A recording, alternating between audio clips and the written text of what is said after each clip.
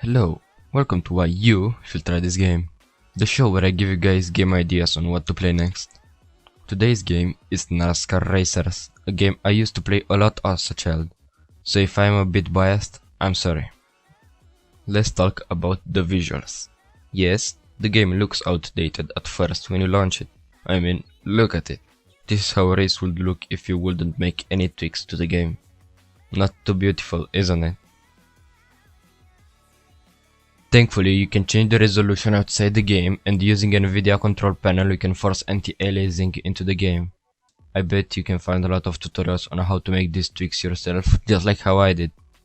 In the end, the game doesn't look like a modern AAA title, but it doesn't need you. It's a game from the year 2000 after all, and it looked pretty fine for its time. What's more important than graphics? That's right, gameplay. In terms of gameplay, the game is how you would expect it to be, just like any other arcade racer from the early 2000s. Luckily, the game has a gimmick that made itself stand out from other games in its genre by adding a special ability for every car.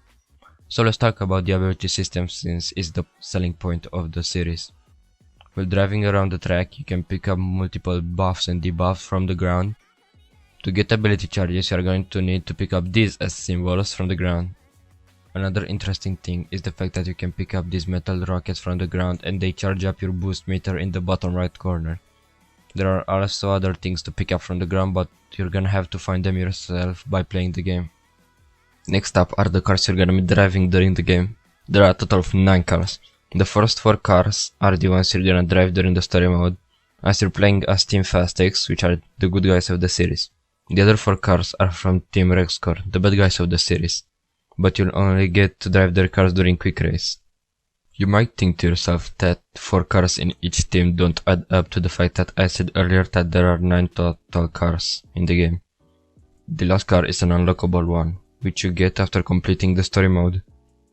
Cars drive on tracks, so we must talk about those too.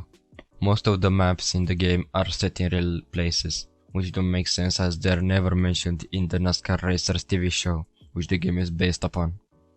The tracks themselves are pretty fun to drive around, even though they might have some graphical glitches, like seeing big objects far away getting into render distance, as you can see in the example here. Even if the track's design isn't the best, it is still fun to drive around them. I personally never had any major problems with any of the tracks in the game. You might think that after you played the entire campaign and drove all the other cars you didn't get to try during story mode, you finished the game. But lo and behold, split screen mode. Yeah, there's nothing special about this, same cars, same tracks, no new content, so let's move on. Of course, the game isn't a flawless masterpiece. The game's engine is outdated, which brings a lot of problems. For example, crashing into someone almost always makes both you and the person you crashed hit a wall and lose all your speed. This might be okay if there weren't 2 characters that rely on hitting others to make use of their abilities. There are also minor game glitches that occur during gameplay, like menu not rendering properly, voice lines not always playing, but these are mostly nitpicks. Overall, the game is pretty fun. If you're into old racing games, try this one out. It only took me a couple of hours to finish most of the game's content, so you're not gonna be wasting a lot of time. And with that, the video's over.